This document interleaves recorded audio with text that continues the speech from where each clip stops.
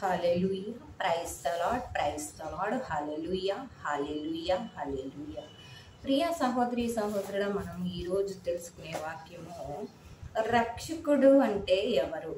అసలు రక్షకుడు అంటే ఎవరు? పరలోక తండ్రి దగ్గరికి చేర్చేవాడే.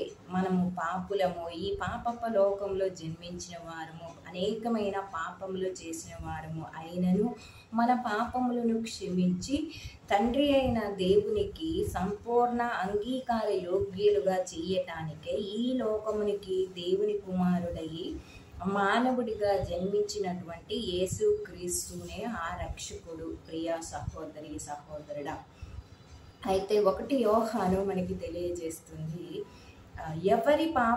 ఎవరైనా పాపము చేసినచో మన కొరకు తండ్రి సమక్షమున న్యాయవాదిగా విన్నవించుటకు నీతిమంతుడగు యేసుక్రీస్తు మనకు కలడు. మానవులందరి తరపున నిలబడి ఉన్నాడు. అదేవిధంగా హెబ్రీ పత్రిక 9వ అధ్యాయం 24వ వచనంలో, పరలోకముననే ప్రవేశించి మన పక్షమున దేవుని సన్నిధిలో నిలిచి ఉన్నాడు. నేను తండ్రి యందు, తండ్రి నాయందు ఉన్నాము.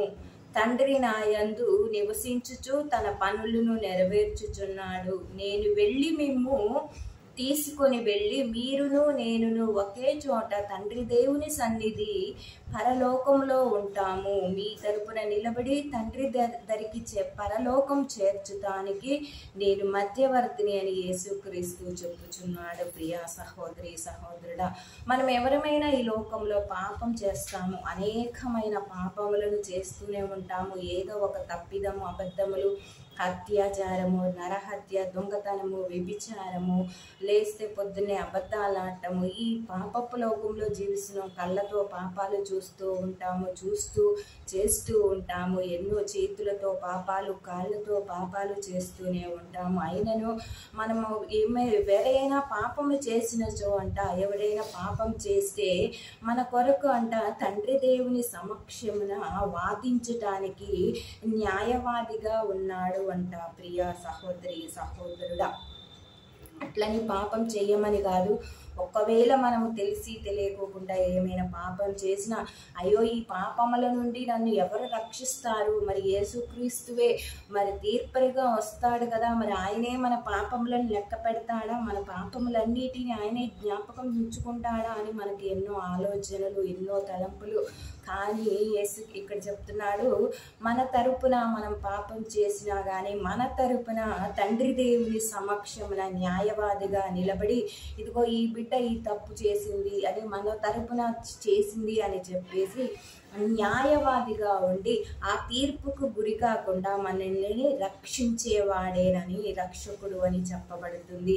నీతిమంతుడగు యేసుక్రీస్తు మనకు రక్షకుడు. అందుకే నా తరపున నీ తరపునే కాదంట, మానవులందరి తరపున పరలోకంలో నిలబడి తండ్రి దేవుని సన్నిధిలో న్యాయవాదిగా నిలబడి ఉన్నాడు. ప్రియ సహోదరి సహోదరుడు, అంతేకాదు పరలోకముననే ప్రవేశించి మన పక్షమున దేవుని సన్నిధిలో ఎల్లప్పుడూ నిలిచి ఉన్నాడు. ముందుగానే మనకన్నా ముందు పరలోకానికి వెళ్ళి యేసుక్రీస్తు మన పక్షమున తండ్రి దేవుని సన్నిధిలో నిలబడి ఉన్నాడు ఇదిగో పలానా ఆత్మ నీ దగ్గరకు వస్తుంది తండ్రి, పలానా మనిషి ఇదిగో మనకన్నా ముందుగానే వెళ్తాడు యేసుక్రీస్తు అక్కడికి వెళ్ళి, ఇదిగో ఈ పలానా మనిషి ఇలా పాపం చేసింది కానీ అయినా కానీ మన తరపున న్యాయవాదిగా వాదించి మనల్ని, నేను తండ్రి యందు తండ్రి నాయందు ఉన్నామని, తండ్రి నాయందు నివసించుచు తన పనులు చేయుచున్నాడని, నెరవేర్చుచున్నాడని నేను